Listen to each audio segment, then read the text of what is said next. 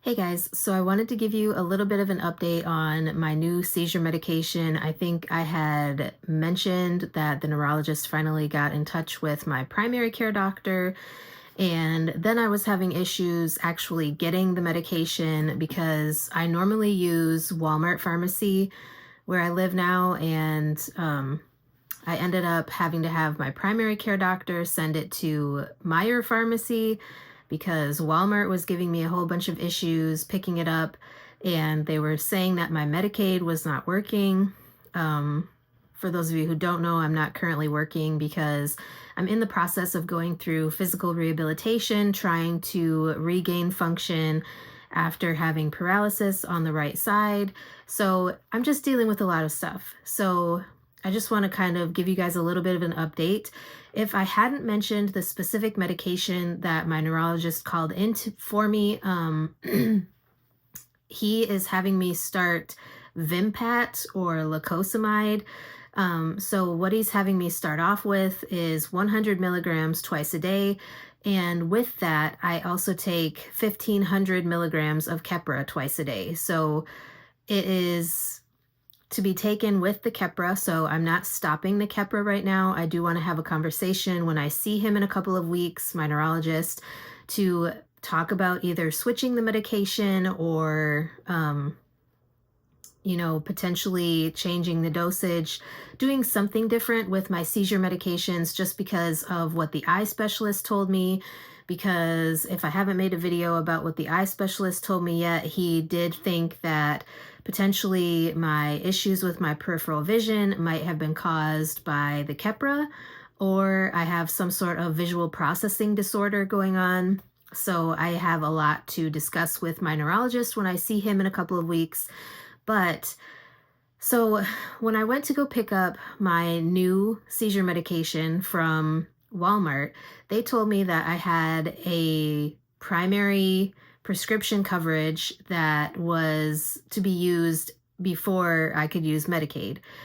I don't have any other health coverage or prescription coverage at this time. Like, the only coverage I have is my Medicaid right now because I'm not working. I'm unable to work because I'm in a wheelchair full time. I have to focus on PT and OT, which I start PT tomorrow. Physical therapy, if you guys didn't know what that means. I've been doing occupational therapy for 3 months now, and I will give you guys an update on occupational therapy because I did have my reassessment on Friday of last week. Today is Monday, so I do have an update on that. But they were giving me all sorts of problems. So I, like I said, had my PCP send in this new seizure medication to Meyer Pharmacy, which for whatever reason, like, because it's a controlled substance, they won't let me use my Medicaid because my Medicaid is under a different name. So I'm divorced. And for whatever reason, even though I have told Medicaid numerous times that, like, when I got divorced, my last name changed, Medicaid still hasn't updated my last name in their system. So it pops up with that name. So I was able to finally pick up my medication on Saturday, but I had to use GoodRx because without insurance coverage and without using GoodRx, for a month's supply of this new seizure medication, the cost was $1,051 and like some change. And with GoodRx, because I'm a gold member of GoodRx,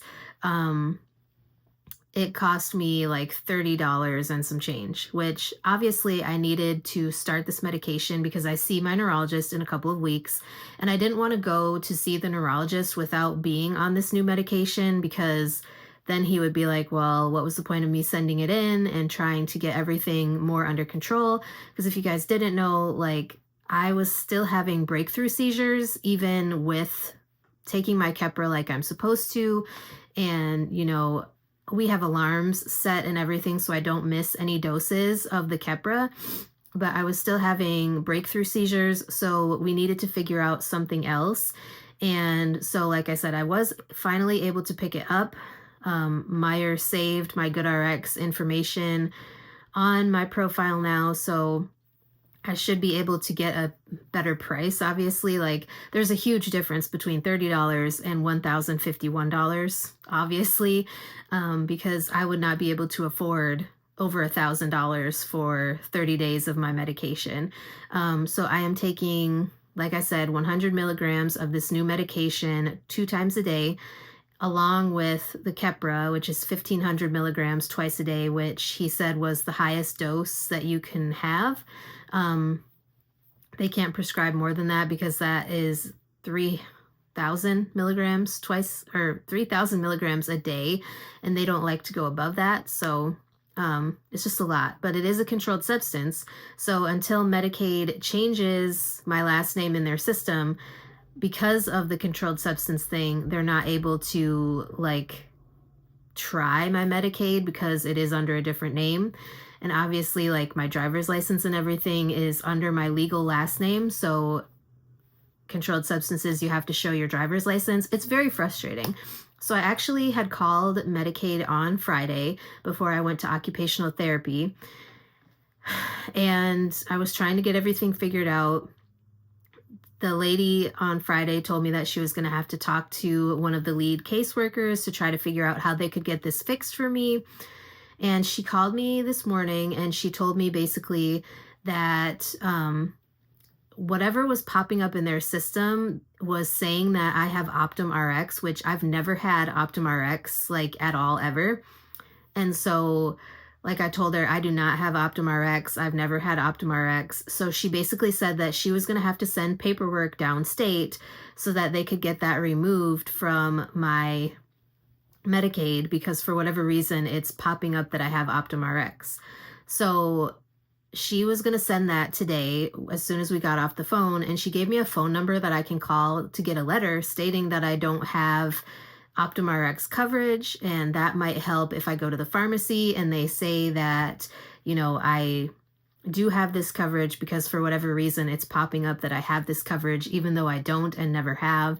So it's all very frustrating. Like, I just want to be able to take care of my health, and it's very frustrating that I'm trying to do what I need to do. I'm trying to take my medications the way that they've been prescribed, and like, my neurologist had sent this in before Christmas. And the fact that it was sent in before Christmas and now we are in the middle of January and it took that long to try to get this all situated and figured out, it's just very frustrating. So I don't know, but I just wanted to give you guys that little update. So I'm just curious if any of you guys have Medicaid or any other insurance and you changed your name. Like, have you had any issues, or if you have had insurance and Optum RX suddenly shows up out of nowhere? I'm just curious, like, how did you get this fixed? Because I don't know why Optum RX would show up on my account when, like I said, I have never had Optum RX in my life. So I don't know where that came from. I don't know how it ended up there, but it's very frustrating because, like I said, I have some serious medical conditions and I need to be able to take my seizure medications. So obviously I had to pay the $30, and I can't really afford to pay the $30 if I hadn't had like $100 that I got for Christmas money. I wouldn't have been able to pay for it. So yeah. But anyways, I just wanted to share that little update. Very frustrating, but at least I finally have my new seizure medication. I took my first 2 doses yesterday. So I'm on my 3rd dose, and I just took that this morning. So we shall see how it goes. And I'll let you guys know in the future if I have any issues with this new medication. So yeah, that is it for today's video. I hope you guys enjoyed, and I will talk to you guys next time.